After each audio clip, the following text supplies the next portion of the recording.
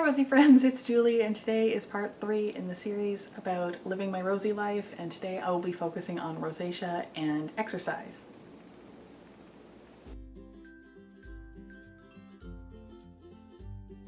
Exercise has become a really interesting part of the way that I am dealing with my rosacea and preventing symptoms, because I've found that to a certain extent exercise itself is a trigger for my rosacea in a number of different ways.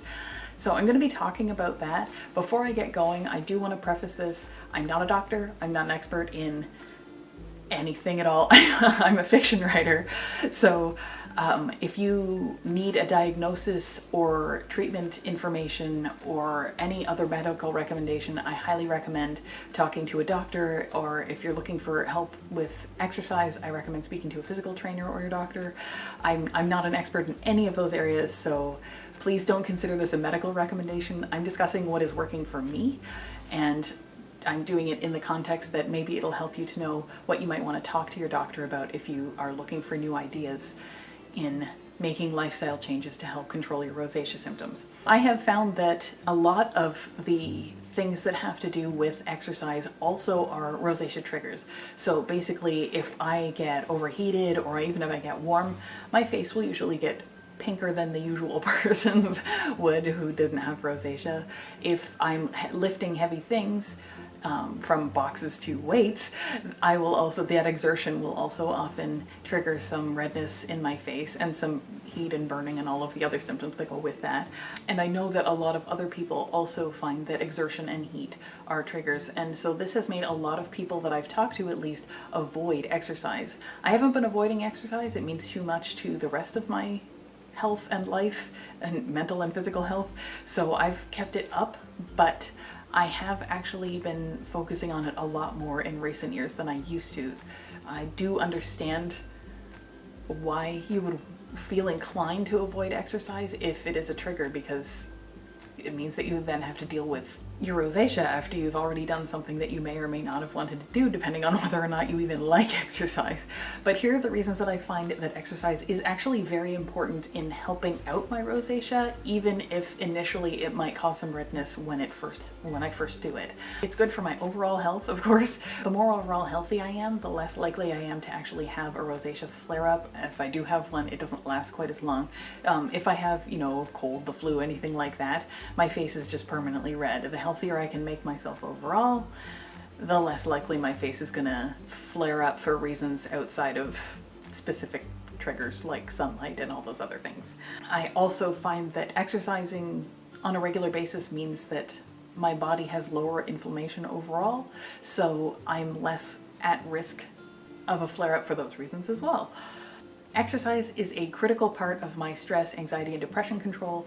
I hope that I'm doing a lot of very specific things to keep my mental wellness under control and to keep my symptoms manageable, and exercise is a critical part of that.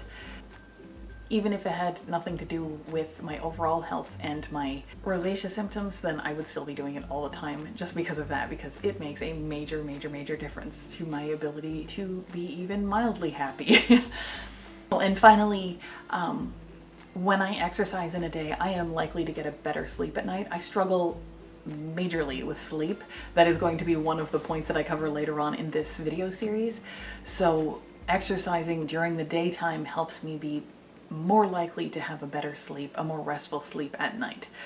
So because sleep is also an important part of helping to control my rosacea, exercising gives me better sleep, which helps me to control my rosacea.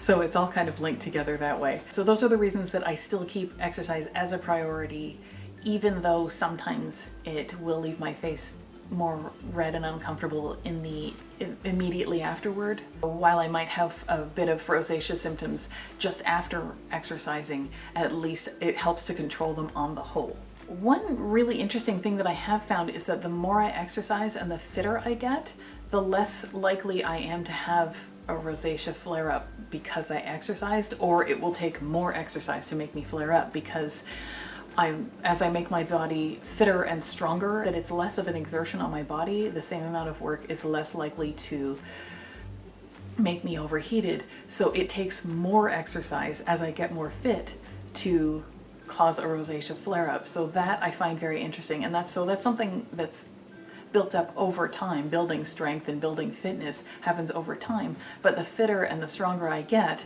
the more it takes for me to have to, in terms of exertion and heat, for me to actually get a flare-up. So I find that is at least a very positive benefit. So as I'm doing exercise for all those reasons that I mentioned earlier, it also means that I'm fitter, so that it takes a lot more physical exertion to actually cause my face to throw a temper tantrum. I don't have a gym membership. I don't complicate things too much. I'm not somebody who necessarily enjoys exercise too much. So I keep it simple as much as I possibly can. 5 to 6 days a week, I go for a very good walk. I go for a brisk walk, and it's outside on most days, unless it is completely horrendous outside. I walk for over a half hour, usually closer to 45 minutes.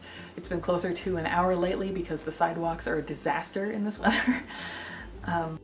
3 to 4 days a week, I will do some strength training. Lately, that is closer to 3. I will be honest with you, because I do not like strength training at all, but I try and do it. I use all the workouts that use your own body weight, and I will use some hand weights as well.